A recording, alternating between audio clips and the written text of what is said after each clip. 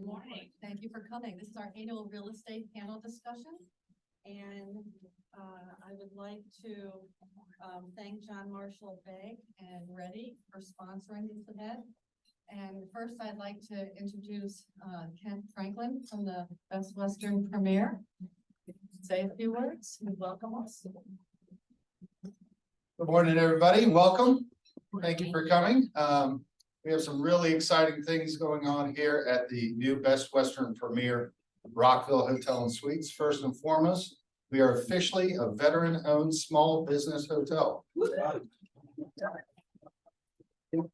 Veteran-owned small business hotel in the DC area. I'm very proud of that. We're wrapping up a $10 million renovation, and which a lot of you will appreciate. And it's not just lipstick. We did the HVAC system, the plumbing system. Basically went down to the studs and rebuilt the whole place. So it's a really great place. We have a second floor private wing for your VIPs with 4 suites and 2 meeting rooms they can have exclusively all to themselves. We have a commander's bus package for your teams for a nice team builder where they can come have breakfast, go to the game, come back, have happy hour, and then have a nice sleepover and then get breakfast. And as you know, we're very convenient, so they won't be late to work on Monday. Anyway, thank you, welcome, and enjoy the show.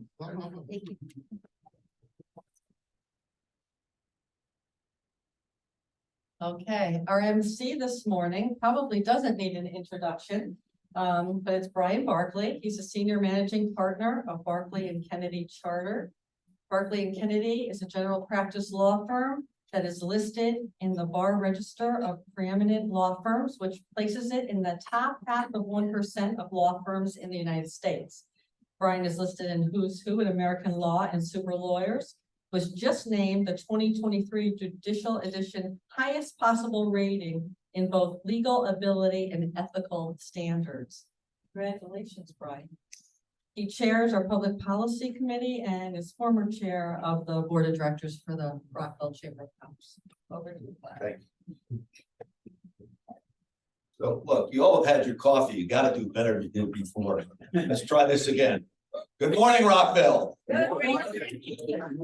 I don't know who that guy was she was introducing. I'm just Brian, by the way, in case you're wondering. So it is my pleasure to do this again. We've done it a number of years now with several of you. It's good to see number of you again this year, and we did it virtually for a while. It's nice to be here in person. So I'm going to introduce our panel, and I know it's going to be a good day because I have their bios here in front of me, and I just had them in a certain order. They happen to sit in the same order, so I know that's a good start to the day. So seating to my immediate left is Mike Howard, executive director of brokerage there. He employs his 2 decades of experience, in-depth knowledge, and resolute determination when representing renowned owners and tenants within the Washington, D.C. metropolitan area. His trend-spotting, positive, and composed approach to closing deals in retail real estate cultivates equally positive and mutually beneficial partnerships among his peers, clients, and throughout the community.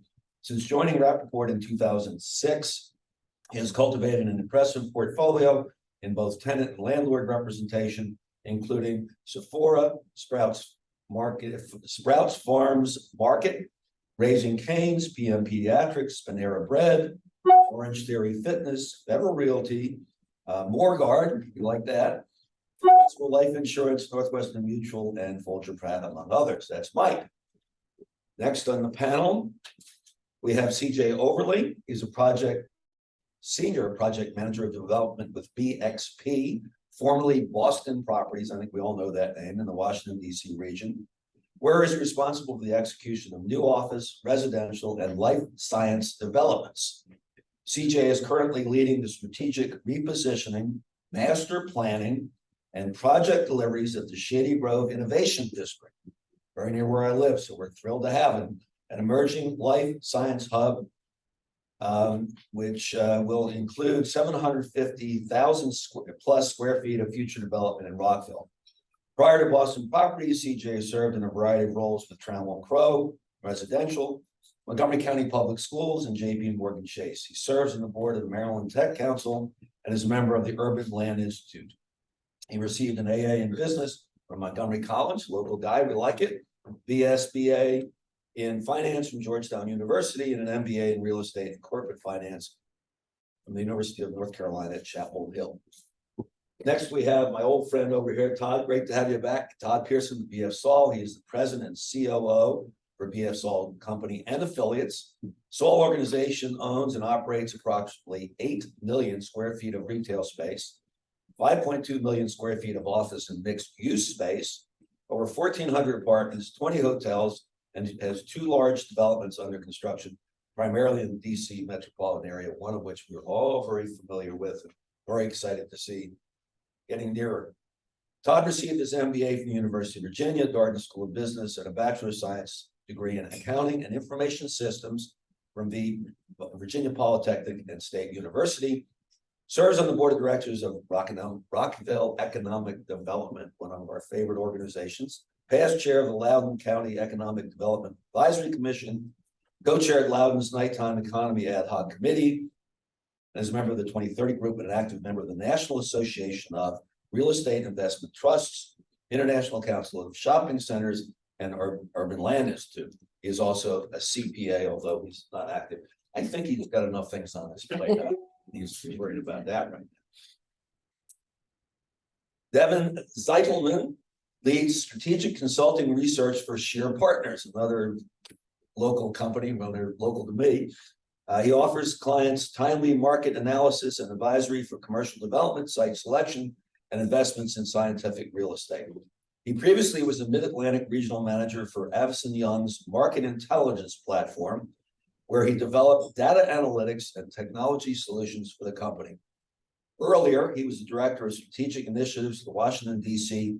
Economic Partnership, overseeing external affairs and program development. Devin has a BA in environmental science from the University of Colorado and obtained his MBA from the Dundas School of Business at Georgetown University. We've got a great panel. I think I've talked to them briefly in advance, preparing for this.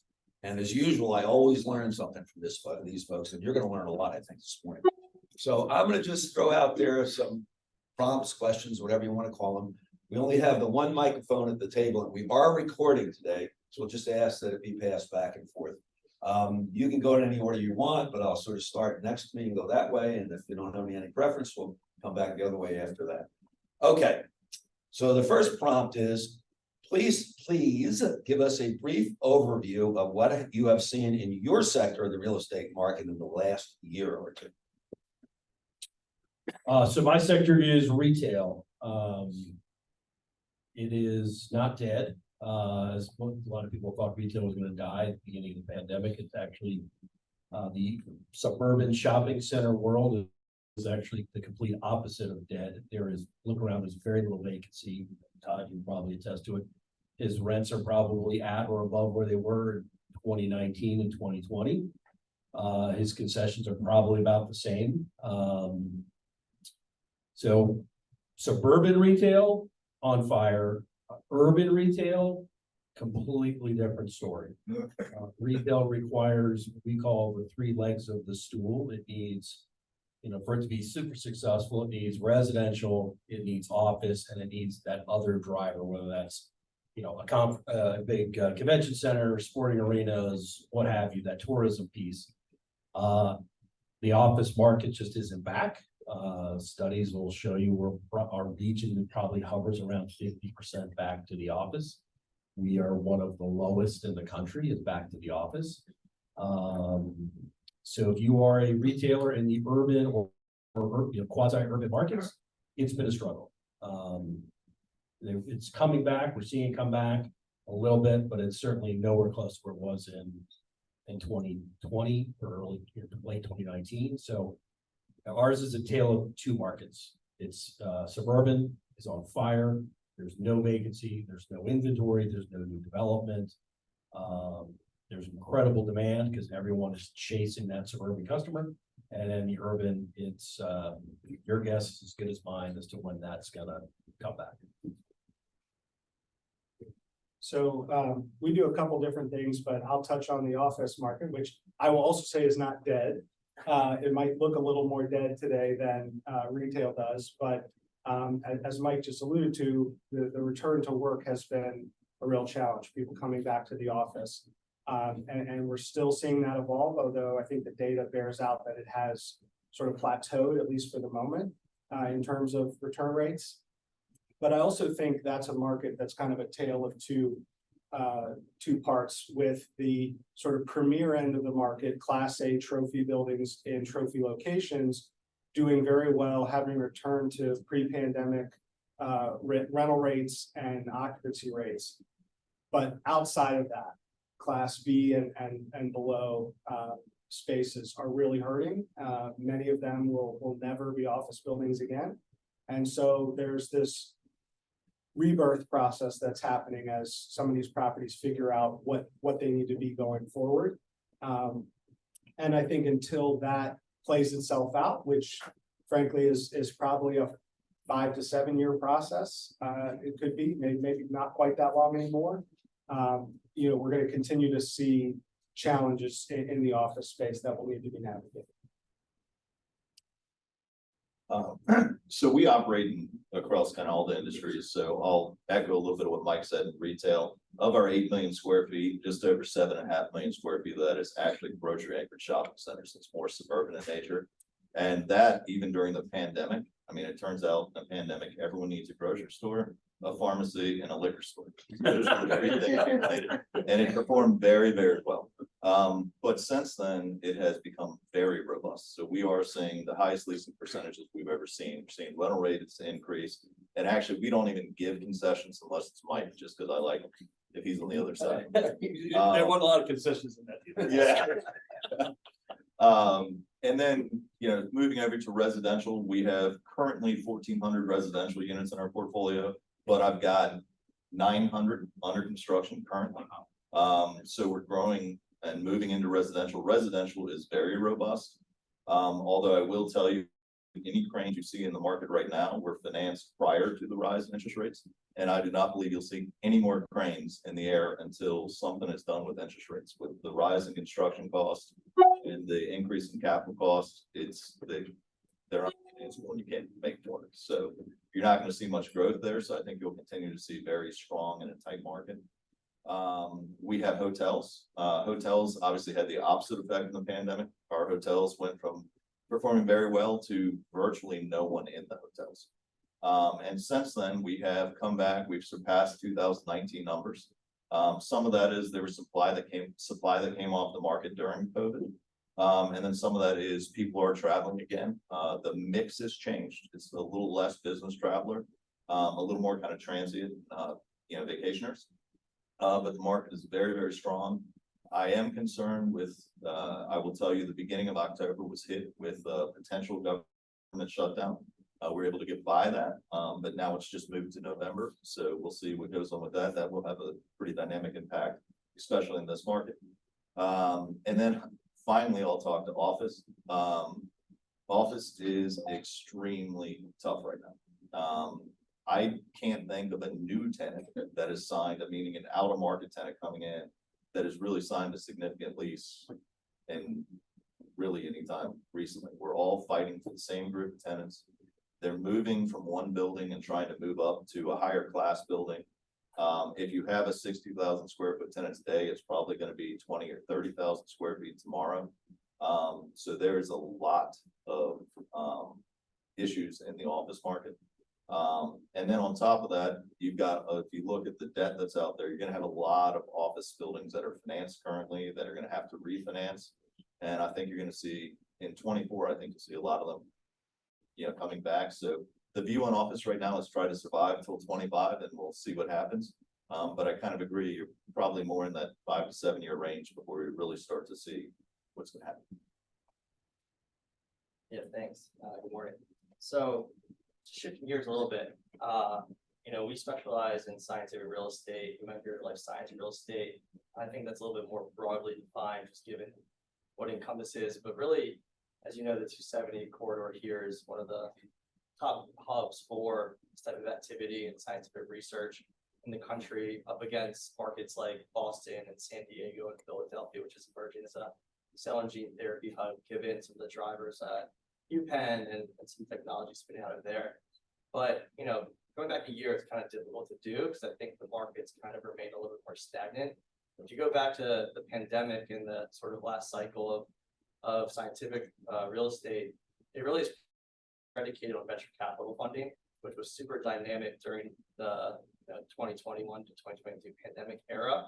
So during that time, you saw two things kind of accelerate, which I think was a trend happening before, a lot with what you saw in urban office, where a lot of these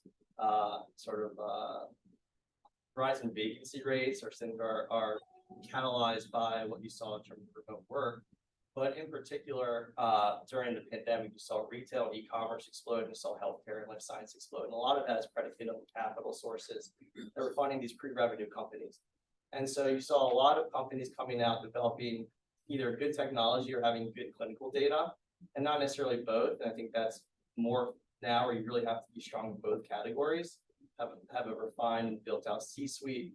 But going back, venture capital companies wanted to be involved and engage with the sector. And so they invested a lot of their funds into pre-revenue companies and package them up sort of at a arbitrage, buy wholesale, sell retail in the market. And, everyone wanted to be in there. And so you saw record high funding, and that's really what demand is predicated on in this market. And so you saw historically kind of a market average leasing activity around 500 to 550,000 square feet in a good year. In 2021, we're about 800,000 to 1 million square feet in this market specifically. And so what happened was a lot of the owners and landlords that were getting sort of hit with some of these office concepts decided to pivot. And so what better sector to pivot into than scientific real estate? And so what you saw in this market is just a variety of bidding wars for different assets to adaptively reuse them. You have groups like Alexandria Realty Trust, who has been in the game for a long time, has a lot of land, lower cost base. And so what you saw is that as demand became more muted over time, construction costs went up, labor became more short, and then you see kind of a race to try to get these projects out of the ground. And so where we are now is, in Rockville, which accounts for about 40% of the market, followed by Gaithersburg, you're seeing really kind of that muted demand. Right now, I think we've tracked about 160,000 square feet of leasing activity. And if we get to 300 to 350, we're gonna have a good year. So a lot to be done on that front. And I'll talk more about it. Great. So my only observations during COVID, I think liquor store was number one. The statistics, I'm not speaking personally. So we talked a little bit about what we've seen in the last year or two, and you touched on the next topic a little bit also, but let's delve a little more in depth, and we'll stay down at that end and come back if that's okay with you. By the way, before I forget, make sure that your phones are muted, please. So the next is, what do you see as trends or changes in the next few years?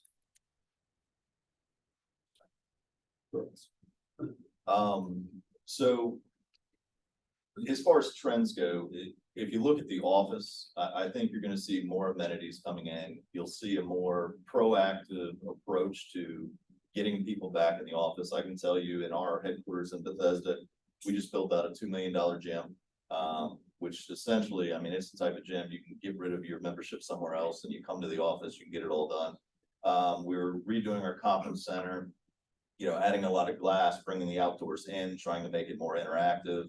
But then it's also events. So, we're looking at things like how can we do food trucks that come in, or how can we do a tap takeover? What we're finding is, and it's not only us, we're a 5-day weekend office company. But our tenants are trying to find ways to get their employees to come back. So the only way you can get your employees to come back is to give them a reason to come back. So there's a lot more being invested in experience, and we're still struggling. We actually talked, or I actually saw the video, but they talked in the call. What's the amenity that people are looking for? What do you need? I don't know what that is yet. We haven't been able to determine it. We're still trying to figure it out. But that market is very tough. You look at retail. We talked about a snapshot today. It is extremely robust. The thing that retail depends on, though, is the consumer. And I am concerned what's going to happen with the consumer. As you look into kind of 24, where the economy goes, where the market goes, retail is going to be very dependent on where consumer spending goes. And then the other thing that, I'd be a little remiss if I didn't bring it up. I do think, you know, especially here in Montgomery County, but really across the region, we got to be very cognizant of the policies that are being implemented. We are making it extremely hard to do business. Here, you got, I mean, just off the top of my head, you had tax increases, and not all specific to Rockville, some of these are county tax increases, recordation increases, rent control being implemented. You now have the tip wage credit being looked at. And this is all in an environment where interest rates have doubled. I mean, you could say, oh, interest rates are up 3% or 3.5%. They're actually up 100% where they were. So interest rates have doubled. The cost of capital is extreme. You've seen 12, 14% a year increases in construction costs. So everything is getting more expensive, and at some point the system breaks. And that's why I don't think we're gonna see any cranes going up anytime soon. So there's a bunch of. Yeah, I would echo those things, and I'd add maybe one more to the list of concerns, and that's the recent conversations around the county's version of the TOPA, you know, law that, and we are already hearing, so on our residential side of our business, we do engage outside capital in that, and we are already hearing them come back and say, you know, just candidly, why would I touch Montgomery County? I can put my money in lots of different places. It's just, there's too much risk. And even if some of that risk is just an impression of risk, that's all it takes for them to decide to look elsewhere. And so it's a very delicate situation. They have lots of other options across the country of where they can invest. So we're not just competing against this region, we're competing against the Austin, Texases and the Phoenix, Arizonas of the world that have a totally different profile. So we've just got to, I agree, be very cognizant of that. That being said, I do think on the residential side, because of, as Todd mentioned, the lack of cranes that we're going to see in the near term, you fast forward a handful of years, maybe not even that many, there will be a hole in deliveries. And so for those who are going to be delivering into that time frame, who have the ability to do so, we're going to see a hole.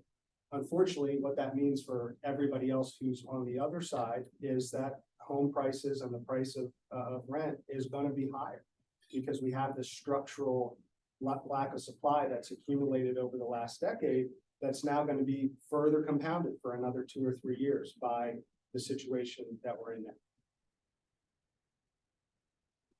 now. I think from the crystal ball for retail is, you know, there's no new development, as everyone's alluded to. So you own a shopping center, you're pretty lucky, you're pretty stable. It's just, what's the next Bed Bath? You know, who's the next junior box tenant that's going to go under? It will happen. Private equity has loaded a lot of these concepts with an enormous amount of debt that they can't meet their debt covenants, and so someone's going to go out. But as a broker, that's great because that's space to lease.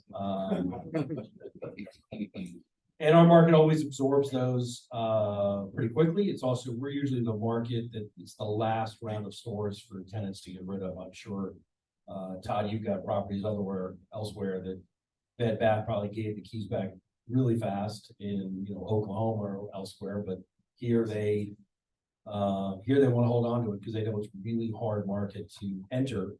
So a tenant's going to hold on to their keys as long as they can until, you know, time is up. I will echo the sentiment about doing business in Montgomery County. I lost a 10,000 square foot restaurant deal in downtown Bethesda recently because of doing business in the county. The threat of the tip wage credit and frankly, the liquor license, that the restaurant has to buy all of their liquor and wine and beer through the county. This particular group has a lot of relationships with really small vineyards that produce, they're not a mass producing vineyard. So they have a relationship where they distribute direct to this restaurant company. And this company is based out of Texas. They're one of the hottest concepts in the country. They can go anywhere they want and go do a deal. And every landlord is going to fall over themselves to make that deal. They wanted to be in Bethesda. It's the old Ruth's Chris space. It was a home run deal. Landlord wanted it. We gave them everything they asked for. And we lost the deal out of elements that are out of our control.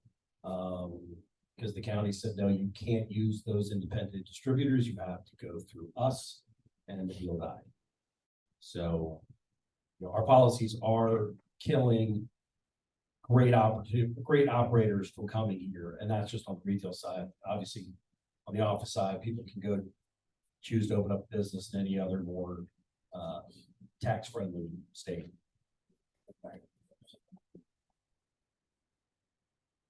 We didn't forget you. Didn't forget me. I started with Todd because his comment, now we're passing the mic, we can pass some beers, but,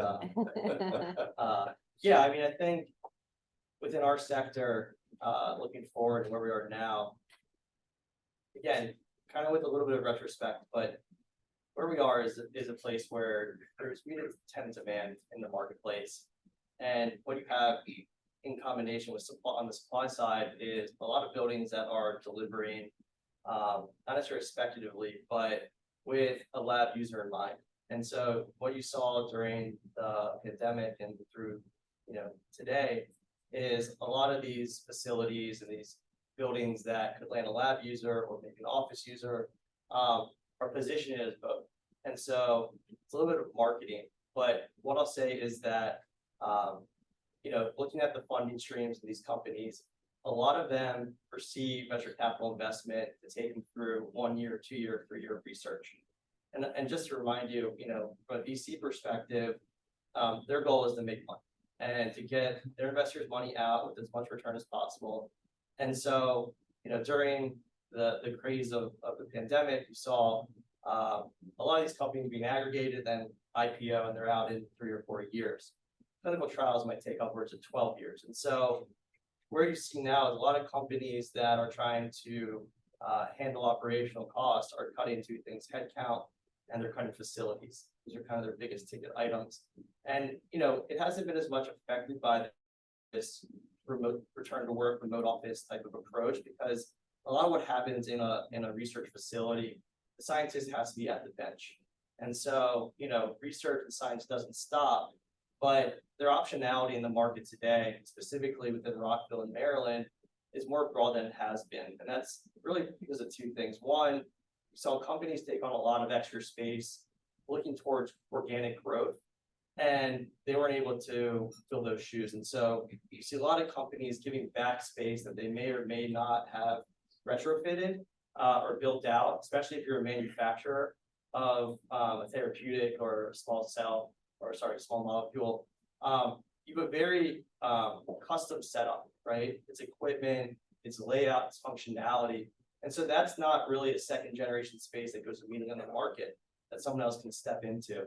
And so what I think you'll see is a lot less of those new deliveries of lab space, with the exception of spec suites. I think if you have the ability to build speculatively with a small footprint, a good example is our property at 1450 Research, 15,000 square foot slabs. And so you have a very conducive layout to these smaller, you know, 5 to 10 to 15,000 square foot tenants, which I think really is where a lot of the activity in the market takes place.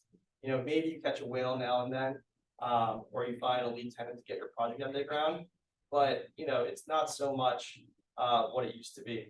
And so you see a lot of sublease availability, really record amounts. I think Rockville's around 4.5%, which is really closer to office than it is, you know, healthcare, not medical office, but healthcare and life science. And so I think we're going to see, you know, 2024 be a very much a test case for our sector within this market. I think we're really looking more towards 2025, 2026. But it's a good time to be a tenant. I'll say that. See record high tenant improvement allowances, you know, from that perspective, reaching upwards of 200 square foot. Not sure if it exceeds that so much, but you have to be reminded that a lot of these projects were underwritten when interest rates were very, very low. And maybe they had floating rate debt on it. And so as those begin to increase and they have to meet different obligations, coupled with some of these other headwinds like construction and labor costs, you really have to, you know, people think there's a downward pressure on rents and a race to the bottom.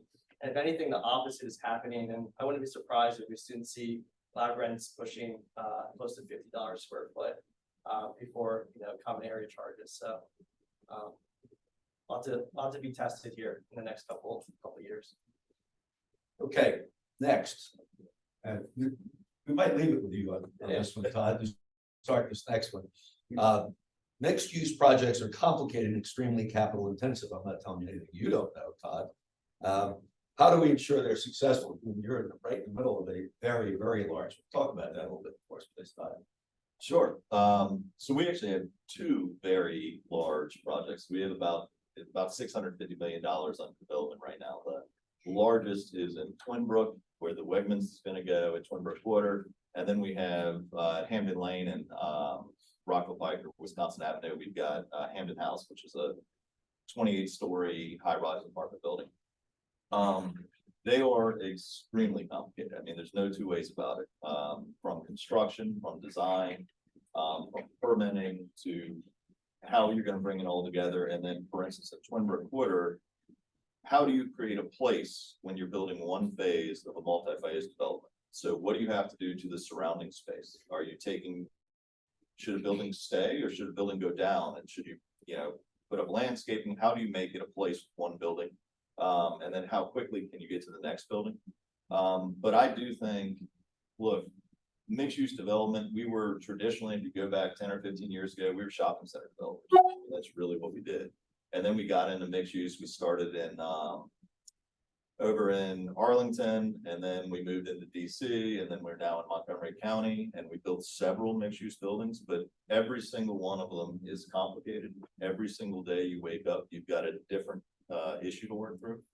But they are complicated in their own right. And I do think when you look at the market right now, they're complicated, nearly impossible right now to go for. You used to design to a 5.5 or 6% return. And you were financing that at a 3.3. And so when you get your leverage, you have a strong return.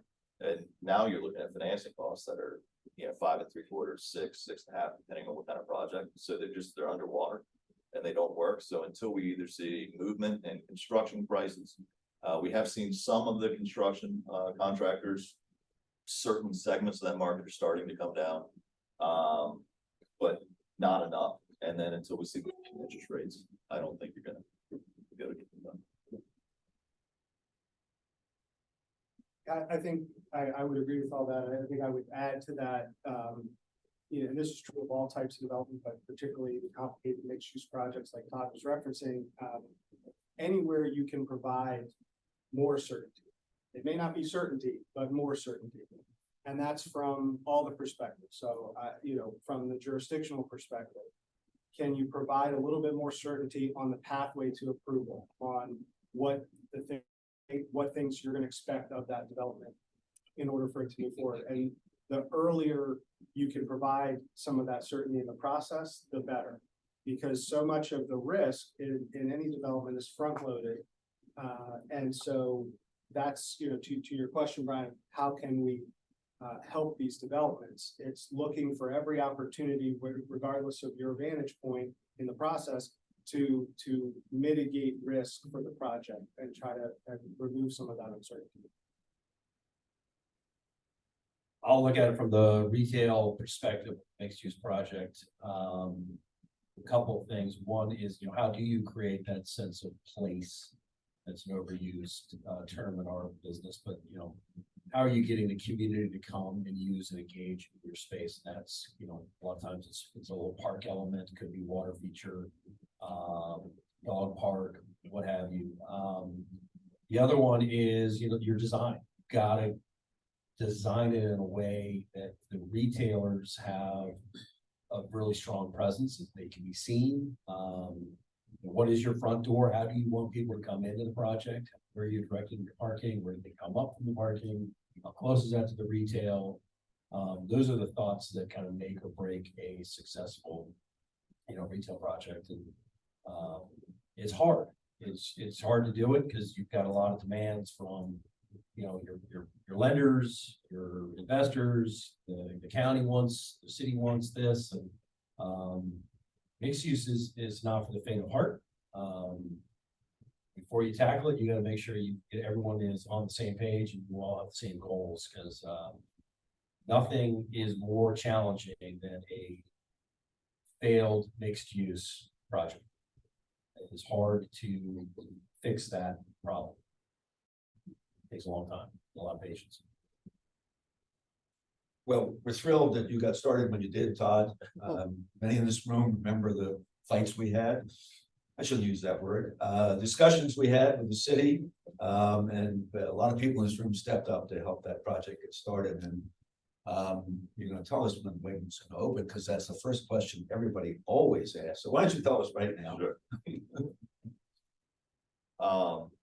Before I do that, I just want to expand on one thing that was said, and that is certainty is the biggest thing we're looking for. You know, as developers, we're trying to get a deal done or trying to get something done. Certainty is the most important thing. And probably the second most important thing is time. So I can tell you we're building phase one, and now we bought that property in 2011. So think about that.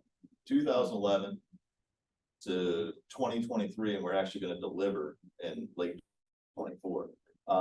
So it's a long process. I will tell you, my land use attorney, he's not in this room, but some of you may know, he literally sat us down and said, don't buy a property in Rockville. Rockville is where development goes to die. And that was the impression at the time. I will tell you, I have been pleasantly surprised. I do want to give a little credit. We've worked with the city of Rockville now for many years. We've worked with the chamber. I've been in living rooms, coffee shops, everywhere working with the community. Rockville has a really engaged citizen group, so they're very engaged. The city has been absolutely wonderful to work with. They've been creative when creativity and flexibility was needed. When they needed, they told us no. I haven't gotten everything I wanted, but when it's the right thing to do, they said, no, we can't do that. They pushed us in certain areas, and the residents have pushed us in certain areas, and I do believe it's made a better project. And it's been great, but so we're in phase one now. We'd like to move to phase two. We went through a very arduous process to get a project plan approved. It's 12 to 15 months to get the site plan done to get to phase two, and multiple millions of dollars to get a site plan done. And that's all got to be spent up front. And we don't even know what the environment's going to be, if we're going to be able to build or not. So anything we can do to improve that timeline, I mean, that's a very long timeline, I think would be very helpful. And then we are going to have a lot of change in Rockville. We've had actually a lot of consistency on the council now for many, many years. Mark has been on the council for a long time. Bridget's been on the council, Barrel's been on the council. And now we're going to have a minimum of 3 of those individuals no longer on the council. And you're going to have 5 new people at least. 5 new people. That's right. 'Cause you got the new seats, right? Right. You've expanded. Mayor, council, at least 5 will be totally. Yep. So you're going to have a whole new council, and that is always, and it's not a indication of the individuals that are elected, but it's, I think Mark will admit, it's a big thing to learn. There's a learning curve there. So we're going to have some time. So any consistency we can get, and then I'll end with Wegmans. We're actually going to deliver about a month early to Wegmans. So we'll deliver in March of 24. They are projecting right now a first quarter opening in 25. Takes them a long time to build out a store. But we're going to do everything we can to improve that. But we're looking at first quarter 25, and we'll deliver units. We'll start leasing that building probably in August, September. So Wonderful. Okay, so you've touched on this a little bit also. Keep anticipating. Don't give me a chance here, guys. So the next part is, what is Rockville specifically doing well, and what can it do better? And you can address the county too, but this is the Rockville Chamber of Commerce, so we're really interested in what Rockville is doing well and what can it do better. Yeah, I mean, I'm not directly involved with the day-to-day of construction or facility management, but get a lot of feedback from our team. Obviously, we're a full service shop at Shear Partners. And so, I mean, the feedback that we get a lot of the time is that there's not quite a robust or dynamic understanding of what it takes to have and manage and run a lab facility. And I come from the perspective of permitting and also the regulation of hazmat material. And so, there are a variety of guidelines, international building codes, and different security and biosafety levels that you have to consider for some of these spaces. And so it's a very nuanced and specialized industry and facility. And so, you know, where I see some of the feedback coming from is more on the lines of permitting and the language that's used that may not be completely understood at times by folks on the city or county side. You know, you might get federal approval, but then when you get to the locality, there's maybe an architecture firm that you hire that isn't as dynamic in the nuances of the language, or misses some of the labeling of some like a room. And so that creates delays and drags, and then the owner obviously incurs those costs on the front end that, you know, you can't get time back. And so I think just more education, generally speaking, whether it's a new council, whether it's for some of the county folks that are conducting these surveys. I think the private sector is happy to do that. And so I think, you know, my background's in economic development, and so there is power in public-private partnership, and there is power in education. And so I think, you know, the more that we can engage with the government and locality and upskilling, especially as you see some of this technological shift in the sector, new equipment and new processes and new types of facilities, it's a steep learning curve. And so I think, you know, as much as we can upskill, you know, our jurisdictions, not just here in Rockville, but I would argue nationally, it's going to make a much more robust impact for the long term.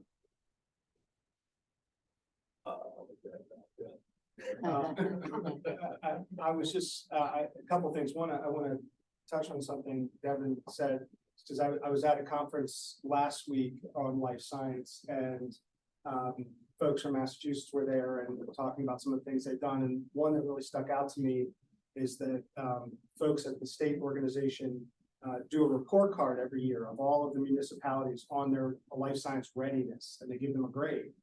And they've said that they've seen that really move the needle in some jurisdictions that have changed some of their rules and some of their permitting process and stuff. And so I've already brought that to the Maryland folks' attention, but since we're here with Rockville folks, you get a jump start on that. Start looking into what those things are and how can Rockville get ahead of that curve. So that would be one. I think the second thing is, you know, we just talked about the changeover at the council. I think anything that staff can do, and I know the city manager was here earlier, and I've mentioned this to him, I think anything that staff can do to educate those new folks and help them climb that learning curve as quickly as possible will ensure the smoothest, least disruptive kind of transition. And then the last thing I'll put a plug in, and this is admittedly very wonky, but this city has just kicked off their zoning ordinance rewrite. It's going to take probably 2 years to do. I'm very comfortable arguing that the outcome of that process and that document will do more to shape what happens in Rockville for the next 20 years than any single other thing that the city does. So please get engaged in that process. Go to the meetings, send people to the meetings, donate an hour of your land use attorney's time and send them to the meetings, whatever you got to do, because that process is really going to have a huge impact on what the city looks like down the road. I'll speak from the Rockville Town Square perspective. That's the project we're leasing the city limits. Morguard has been thrilled with the relationship they've got with the city. They've given us every resource we've asked for. They've supported everything we've tried to do. You know, we got some good leasing activity. We have 2 leases out for execution right now.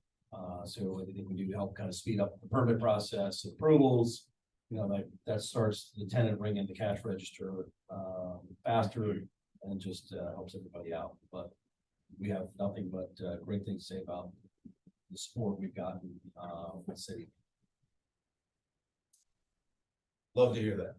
Yeah, so I will say a couple things. So one, I think the ecosystem in Rockville, I will be the first to admit the chamber, and Brian himself actually came out. They were very, very helpful during our approvals and everything else. Rockville Economic Development, I'm a little biased as I'm on the board, but they do a wonderful job really helping tenants, being a liaison and, bringing everyone in.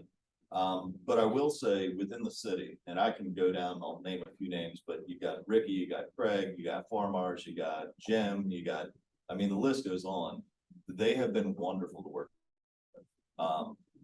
I will get phone calls from Craig at all hours, and sometimes they're, not the nicest phone calls. He's yelling at me for certain things. But they're willing to roll up their sleeves, willing to find things. I know Jim, when we were trying to find some water meters out on the site, he literally was out on the site trying to help us. Very, very helpful.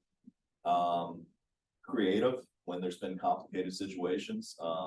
I will say I do wish the city would have been able to retain Robbie, because Robbie had a specific experience from DC that he brought in, which for major mixed-use projects was very helpful. Unfortunately, the county took him, but at least he stayed local.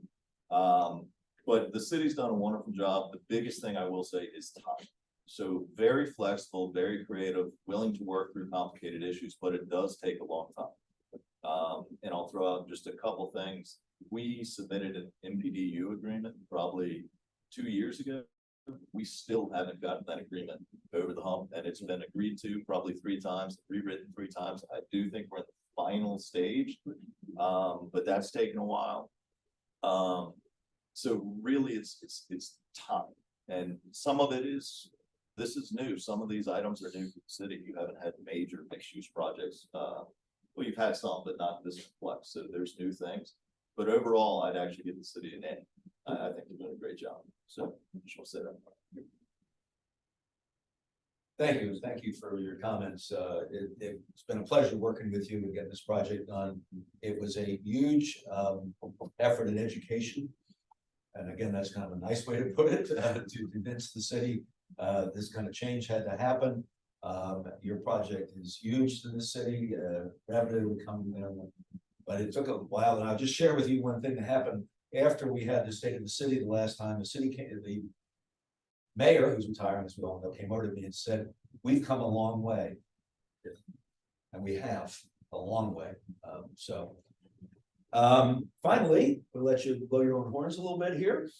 Talk to us, and you already have to some degree, but talk a little bit more about project, properties, specific news, things you're working on that you may not have already shared with us here today. As I mentioned, we have 2 leases out for signature. We're excited about that. We're in active LOI negotiations to bring another restaurant to the project. Our goal, when we started leasing this with Federal, and we're continuing with Morguard, is we're really going after great local tenants. They don't have to be in Rockville, but they're from the Washington DC metro. They've got great brands, great operations, because we kind of felt this, not to knock Buffalo Wild Wings, they do a fine job, but a local sports bar would probably be a better choice. So those are the kind of things we're continuing to attract. Morguard's been super creative in trying to find other ways to amenitize the project. One of the things they keep hearing from their residents is, dog park. And maybe I'm speaking out of turn, but there's a big garage that fronts Rockville Pike that no one ever parks on the top floor. There's a bunch of kids up there for TikTok videos. If you ever are interested in going up there, I've seen it. The idea is to activate that rooftop and crane up some food trucks, and do a dog park and a beer hall and do stuff that gets people to come and utilize that. It helps their residents, keeps their residents happy, which means they renew their lease, and they don't have downtime on those units. So those are the kind of things that Morguard is really kind of thinking outside of the box to help attract. And again, the more people we can pump through the project, the better for retail, because there's not enough residents immediately in the town square to support 180,000 square feet of retail. So we need to draw people in from the outside. And I think a dog park would do that. Obviously they're continuing the program to activate the square. And we're hoping with the restaurant deals we're working on that will also get people excited and bring people back to the project. So those are some things we're excited to be working on. Can't announce names yet because nothing's signed, but hopefully we can do a big announcement in the near future. Be happy to do your ribbon cut. Okay. So I'll just give a really quick update on our Shady Grove Innovation District project. Some of you may know that a little over 2 years ago now, we purchased 31 acres on Shady Grove Road, right on the northern boundary of the city. Over those 2 years, we've evolved our business plan for the site several times as the market has evolved. And our most recent decision is that we are going to revisit the underlying approvals. You know, as Todd mentioned earlier, it takes a lot of time to get those approvals in place, and so they do have a lot of value. And so as of now, about 60% of the site area was originally approved and entitled for townhome development. We are going to implement that and look to sell that portion of the site for townhome lots. So that will be potentially over time another 260 or 70 townhome units coming to the King Farm community. And then the remainder of the site, which is about 40% of the area fronting on Shady Grove Road, kind of the prime commercial frontage, we will implement a smaller version of our innovation district vision, which will include a multifamily building and probably 500,000 square feet or so of lab product over 4 buildings with structured parking. So, and a lot of the same amenities in terms of, we've got 2 public parks that will be coming with that, other outdoor spaces that will be activating. So we'll have all of the elements that we had originally envisioned, just in a slightly different format. And so those are all in the works now. We've got 2 site plans that will be submitted in the next probably 2 months. And look forward to advancing that and hopefully staying alive till 25.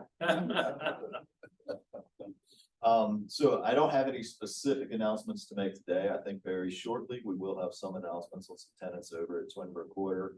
I will say we've got one very exciting restaurant that's actually down in Miami, and they're up in Stamford, Connecticut. So they're an out of town restaurant, but they're going to be a really exciting tenant to have in. And then we're also working with some local tenants as well. We'd like to have a good mix, have some authenticity in the project. And then hopefully at some point, we're going to be moving on to phase 2. One of the things with a large mixed use project, as I said, is, you know, you're an island when you build the first phase. So we're very fortunate that we're able to land Wegmans, which really is a generator. But we've got to get to something that is exciting enough. Our phase 2 of the project will bring in our Central Park, and really gives the community and the, you know, area a reason to come and a place to be there. So I'm really excited about that.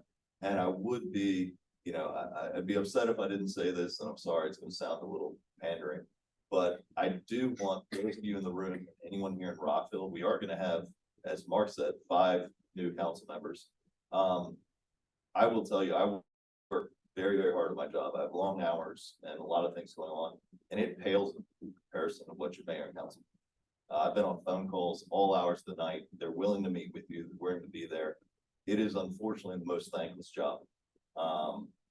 But they do a very, very good job. So if you have an opportunity, say thank you. And Mark, you know, hopefully you'll be back. I don't know where things fall, but you know, I hope to work with all of you again in the future. And you know, thank you for all your time.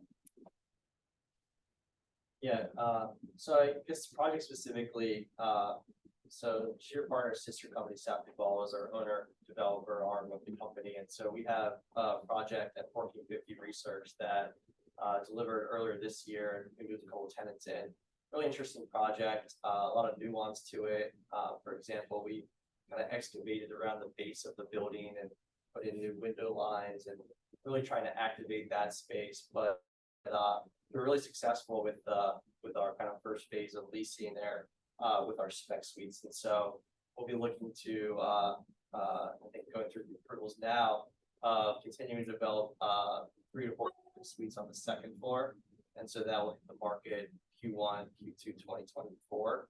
So really exciting there, new opportunities to kind of really tie together what we've been doing with Sheer Partners and with South Duval.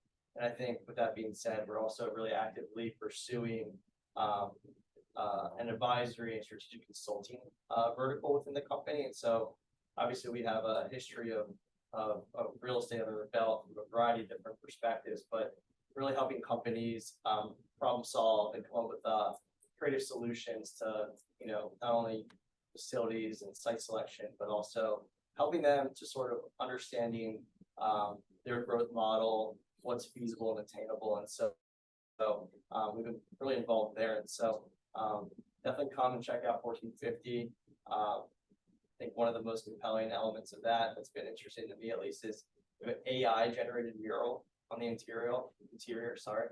And so, that's the future, right? And so just keep a pulse of what's going on. Feel free to reach out to us. But I think we're going to see, every year now for science is almost a decade of the past. So rapid acceleration of technology and indications and research. And so the one thing that I'll just plug for Rockville, really the larger county market is, we talked about mixed use earlier and the density and culture and the vibrancy that you bring to a market. Part of what I think does that for scientific companies is having that early stage, early growth incubator or accelerator that can really, churn out companies based on university presence. And so, as you think about future uses, that's something I think our market is craving for, and something that we want to pay attention to. Thank you. We've had a great panel. I'm happy to hear that somebody here gave an A to the city. I will tell you that 20 years ago, they've been lucky to get a C or a D. I think I see some odds on that one also. So as the mayor said, we've come a long way. I want to be respectful of the panel's time and your time. So we're going to wrap this up, but I'm sure Margie would like to tell us about Rockstar, maybe another event or two. Is there any questions? I can take maybe one question, because I want to get you out of here on time. Nancy probably has one. I don't want to put you on the spot, Nancy. No? No, I'm gonna be respectful too. Anybody have a question? Yes, sir. Yeah, quick question, mainly for Todd. Do you see the potential, any of the current resident construction projects be losing funding because of rent control law, or you think everything, all the cranes are up, will stay up, and we'll just see a long lag before someone will step in and do a private apartment complex? So I will say, most of the time, and I can't speak to every project, but I'm pretty sure every project that is up has committed funding. I mean, most developers are not crazy enough to, as we'd say in the industry, go naked. You're not going in and just building on your own. So those cranes that are up should be financed. They should finish. It won't be a problem. We are very fortunate in Rockville, in the city, the residents, us, we work very hard. And so Rockville has a champion project designation, which vests certain rights. We have a developer right and responsibilities agreement. So our project will not be subject to any changes in rent control laws. That being said, I can tell you, to any capital you're talking out there, we're fortunate. We provide our own equity. So I don't go out and get equity from anyone. We do take on debt, but from both sides, they are not interested in investing in areas that have rent control. So, and everyone thinks that, I hear all the time, it depends on which venue you're in, but they talk about developers. No, it's about money. You're trying to make money. You're trying to make money. Look, we want to make money because we're cognizant of the importance of money. And the importance of money is, if I don't have money, I can't build anything. So if I can't get capital, if I can't attract capital, I cannot build anything. And my concern in Montgomery County right now is you have implemented so many things recently and are continuing to look at things. We talked about trends in the market. It is now a trend. And if I'm a capital provider looking at this region, why would I come? I can go to, as Mike said, I go to any other region. Money is, they don't care where they put it. It's about the return. And so I think it's going to be very problematic. Maybe one more. It's brief. Anybody else? A lot of heads shaking. No, I guess we've answered everybody's question. That was our goal before we started, so we've done pretty well. Margie, Thank Brian and thank the panelists so much. I learned a lot. I hope you did too.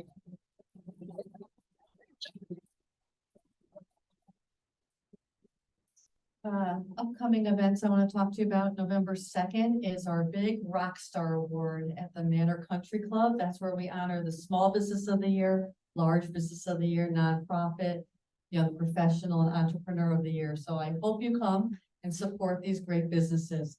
And then on November 20th, right here, same place, same time, we're having our economic development panel. So this was great, and Maryland Tech Council is also going to be on the panel, inviting all their members as well. So make sure you put November 20th on your calendar, same place, same time. So thank you all very much. You can still mix and mingle a little bit. Thank you for coming.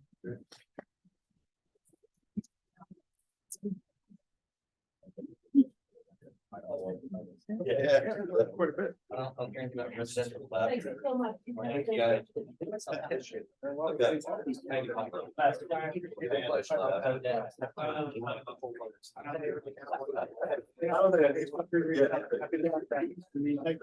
Great. Good to see you. Thank you. Good luck.